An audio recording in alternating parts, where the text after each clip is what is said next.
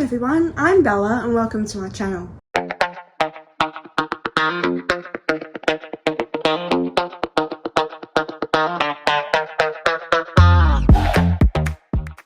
So today I am going to do a little get ready with me and while I talk about how I got my autism diagnosis.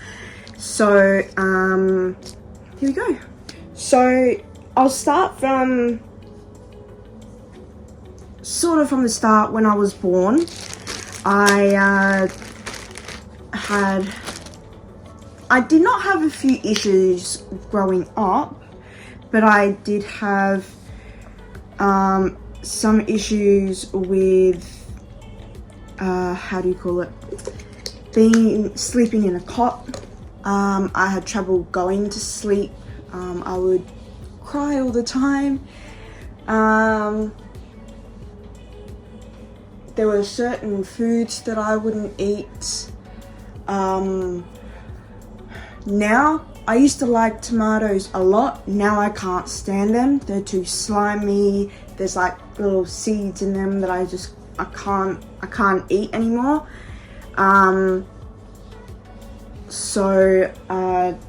Growing up, I really did struggle with making friends. So it would be really hard, as I was bullied growing up. I had people call me weird, annoying. If I had an actual important question about schoolwork, I was told to shut up and mind my own business, when it actually is my business to be here at school, be there at school. I had people not want me to go to school, and they were actually really happy. I had a horrible time at a private all-girls school. Please don't go. No one go to an all-girls school, seriously. If you've had good experiences, good for you, that's great, I'm happy for you. But I had the crappiest experience of my life. I dropped out of year 12 because I hated school.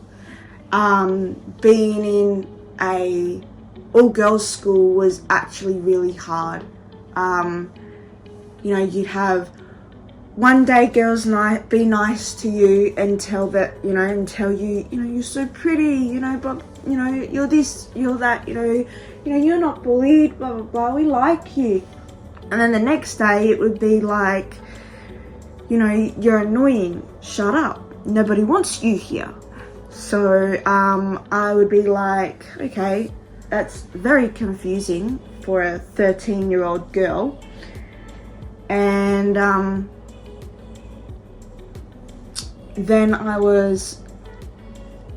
left the private school system and went into the public school system. That was also a bad idea. I should have dropped out of school earlier. Public high school was very difficult, very difficult. But you had your, let's say, you had your popular girls. You had your really pretty popular girls that were sort of like the plastics from Mean Girls. They were, everyone was not scared of them, but wanted to be them. Sort of like the Heathers. And when I arrived at that school, one of the teachers had asked I call her the head plastics girl, to show me around the school and to show me where my classes are. She had ditched me halfway through lunchtime because I had asked too many questions. I was at that school for another, I don't know, I was there from year 7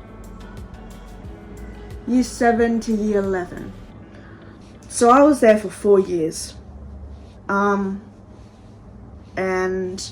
I would be bullied horrendously, even by the boys, about how I look, about my weight, about why I never go to school. I would be in and out of hospital quite a lot with my endometriosis. So, you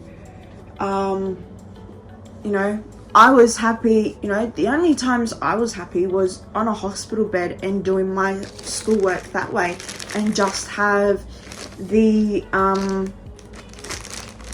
and just have my teachers email me my work and what, you know, what's going, and, you know, and any questions I need answered, I would get them answered. So, it was really hard for me growing up. But at about halfway through year 12, I was really struggling. I was really struggling with the amount of work. I didn't know how to manage my work or manage the time. Say I had a assignment and it was due in 1 week and I had other assignments to do, it was really, really hard to complete those assignments for me. And I was so backed up on all my assignments because I was not able to do them. So instead of the support, I dropped out because they were treating me like a normal person.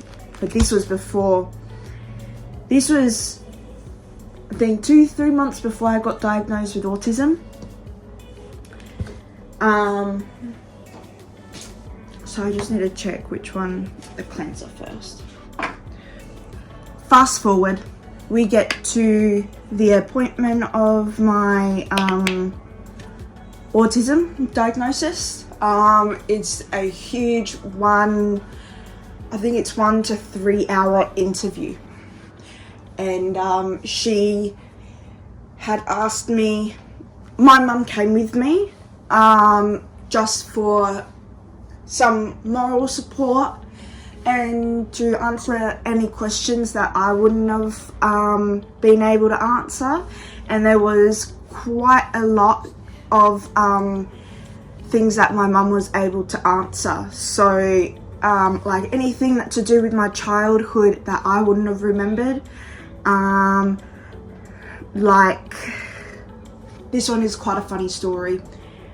When I was only a week old, my nonna, which is grandmother in Italian, she was dying, but she wanted to meet me before she passed away. So I was only a week born, and I remember absolutely everything to do about that day. Hi, Bubba. So I remember, you know, that she was in a room full of, where there was 3 beds on one side, 3 beds on another side. She was on the left-hand side in the middle cubicle. There was a window that shows, that goes out to a car park.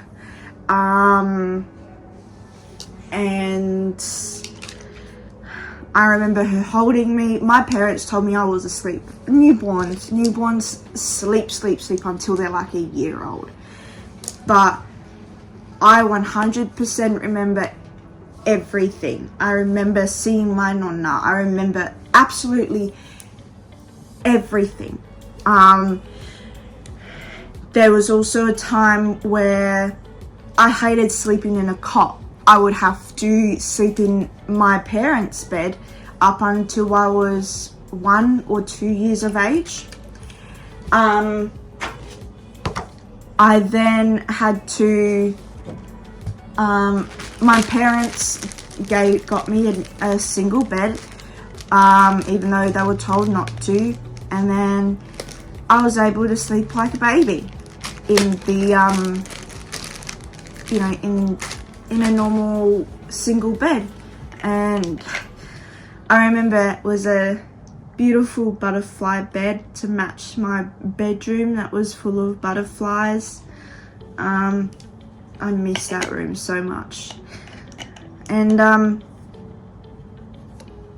there was lots of meltdowns when I was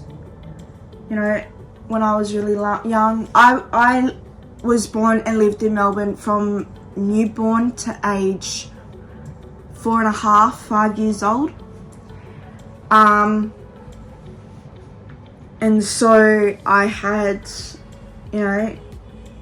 we had thought that the meltdowns that I was doing as a child was a normal child meltdown, but just a little bit completely different.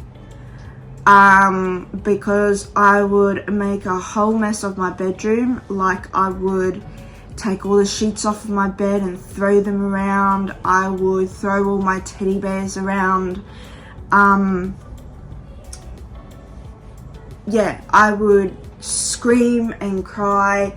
And then I remember one night I was pulling all the sheets off of my bed, and then I hear Guy Sebastian on TV. And I just stop in my tracks, and I stand there and I just listen to Guy Sebastian. And my parents noticed that I had stopped, and so they had told me, "Are you going to be good if you come out and watch Guy Sebastian?" I said, yes. So I went out and I watched Guy Sebastian on TV, and it helped me I calmed down. So, what's another thing? I cannot do mathematics. I cannot. I can do adding and subtracting, but I cannot do times tables or division or algebra. I can do fractions, but I cannot do math, for the hell of me. But I was able to do English and history were my favorite subjects. I will not stop talking about anything to do with history. If I had something, if I was really interested in a subject at school from history, I will not stop talking about it for that entire assignment. We had also told her, about, the meltdowns. My mum would call me a drama queen, but we had no idea that they were autism meltdowns. Don't like going to many parties with loud music. I can go to parties with loud music. I just have to go with headphones on. Hello, Charlie.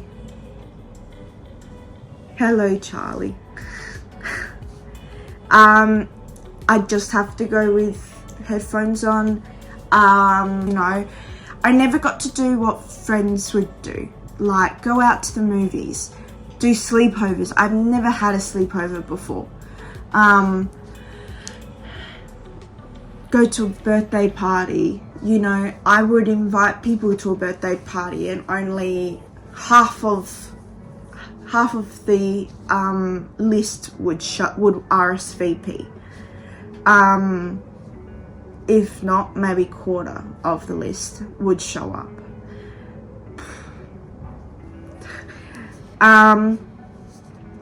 I would also, there's also times where I love to have everything clean, but I have really bad executive functioning.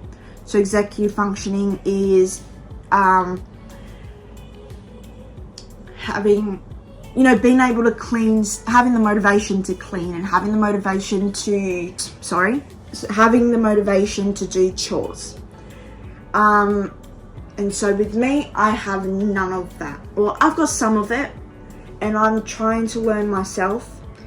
But yeah, growing up, I did not have a good executive functioning. My bedroom would be such a mess, to the point where there would be a day that I would feel motivated and no one was asking me to do my chores. So yeah, I'd feel motivated and I'd be like, yep, I can do all this. But if someone asks me to do something, I think this happens to almost everyone, but if my mum would ask me to do something, do a chore, or to clean my room while I'm cleaning my room, that's when the motivation went away. I would say I was growing up, there were times that I was mean to my parents, but I hated it. And it was only because I would see it on TV and I thought that was normal. So I would copy it. Even to try and fit in at school, I would try to mask who I am and try and be like the popular girls at school, because everybody liked the popular girls. And the popular girls were always invited to parties. They always, they did so much. They had jobs. And I wanted to be exactly like them. I didn't want to be me. I wanted to be someone completely different. And so I tried copying them and what they would do and how they did their hair, and but that still wasn't really enough for them or for me, because I was still bullied quite a lot. So what else did that the psychologist ask? This is all unscripted, by the way, so I'm trying to think of what the questions were. Mostly it was talking about my childhood and what I was doing growing up and how I did things growing up. Like I do something, completely different. The way I do my makeup is nothing compared to what a normal makeup artist does. A makeup artist uses their sponge to do foundation. I use a brush, and I brush, to blend in my foundation, and then I use my fingers to make sure that there's no streaks or anything. She didn't really ask many questions. It was just how I was growing up. I had lots of migraines in primary school, and then puberty hit, and then I had my period, and then endometriosis came, and I'm really bad with pain. Like I'm that bad with pain to the point that I have non-epileptic seizures, so psychogenic seizures. My brain would get so overwhelmed to the point I have a seizure, and it looks like an epileptic seizure, but it really isn't. It's more of my brain shutting down, and this is how my body's going to react as I shut down. At this point in time, I'm on a wait list for an occupational therapist and a speech therapist. Now, I'm not getting a speech therapist to help me talk. I can talk. Seriously, I can talk. But it's just more the processing of questions and then answering them. You know, with people, they ask you a question and then you can answer it straight away. With me, it's, you know, someone asks a question, I can hear it and I go, huh? And then I answer. But they don't need to, you know, re-ask the question. You know, they don't need to ask the question again. And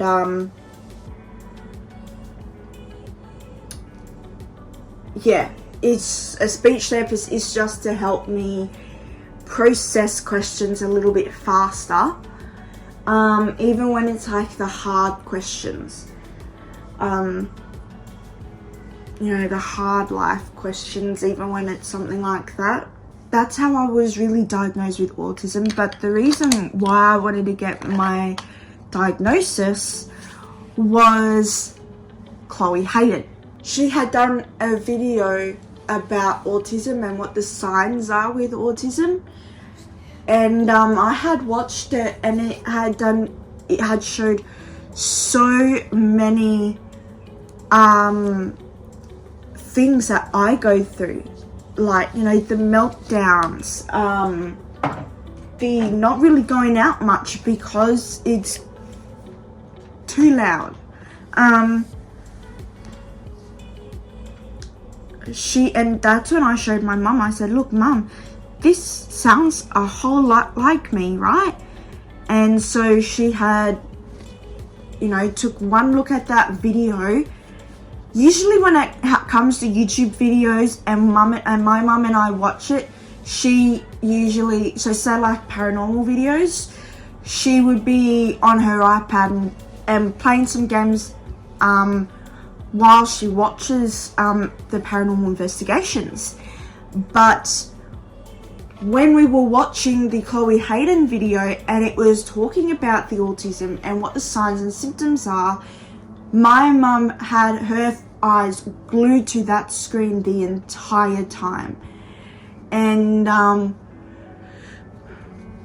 when it finished, she had looked at me and she said, "That is you, Bella." And that's when we decided, let's get a referral to get a diagnosis for autism and get some supports. So we had done that, and I got diagnosed on that day with that psychologist.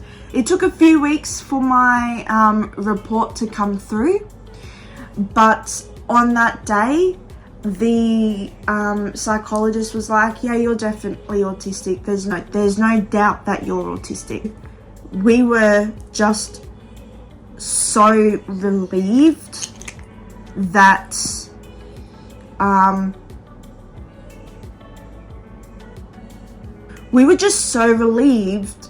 there was an answer to what I was doing. You know, all the things that I had done, you know, like the meltdowns, finding it hard to clean my room, just a lot of things became clear. And let me just get changed into my pajamas and I'll finish this off. Awesome! Pajamas now. So, as I was saying,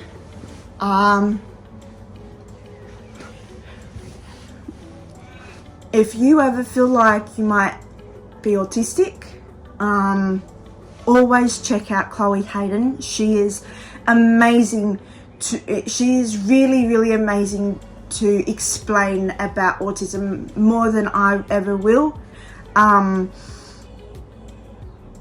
She is a star. She is absolutely phenomenal. Her videos are absolutely amazing when it comes to explaining about autism. Once I have a speech therapist, I will be able to explain autism a little bit clearer and a little bit more properly.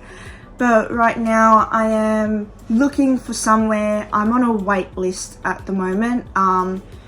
6 months for speech therapy, 4 months for occupational therapy, but I am looking for somewhere else to that may or may not have a wait list, so I can go in straight away and get the support straight away and start going out and being someone, because at this point in time I'm really struggling at the moment, and I'm very sorry to my friends personally. The Cursed Children group chat, I'm very sorry for not really updating you all on what's been happening. I only just came out about my mental illness on Monday. I've found it really hard to come out about it and talk about it, just because in the past I had told people that I've got a mental illness, and then they would turn around on me, call me names like crazy, psychotic, that I should go be locked up in a psych ward.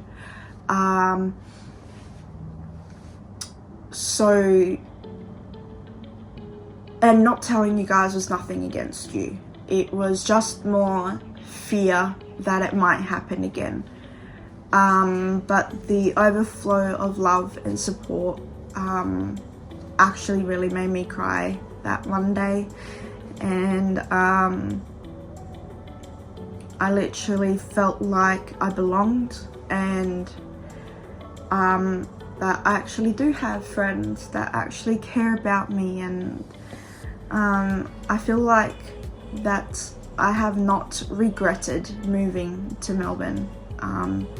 Moving to Melbourne was probably the best decision ever, and moving into a supported individual living for people with mental illness was such a brilliant idea of my mum's. I've had so much support, although I am having trouble with the team leader here. She's on some sort of power trip. She doesn't really understand about mental illness or disabilities at all, so I've already made a formal complaint on her. But yeah, I'm sorry if how I explained my autism diagnosis wasn't that great, but that's how I sort of got diagnosed. Was I got interviewed, she asked me about my my childhood and what I did growing up. Yeah, and I mostly got diagnosed because of Chloe Hayden. So that's it really. If you have any questions, please don't hesitate to message me on Instagram. It's childbella0506. Please don't forget to click on the like button, comment down below, and please click that subscribe button. That's a little weird. This is the first time I'm saying all this, but I hope you all have a great night, evening, day, and yeah.